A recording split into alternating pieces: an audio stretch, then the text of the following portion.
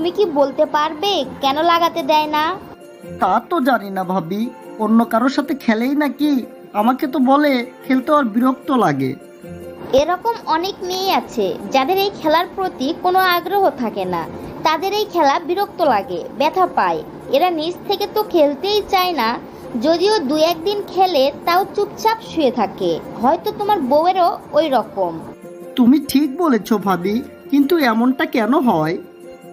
আসলে এই খেলার আগ্রহ জন্মাতে যা প্রয়োজন তা এদের শরীরে নেই বললেই চলে।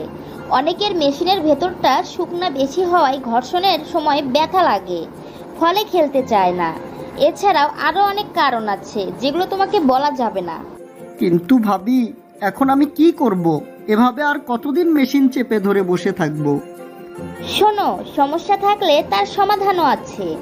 তুমি এক কাজ করো, ফার্মেসি থেকে ফিলবেন 100 mg নিয়ে এসো। তাকে প্রতিদিন রাতে একটি করে খাওয়াও।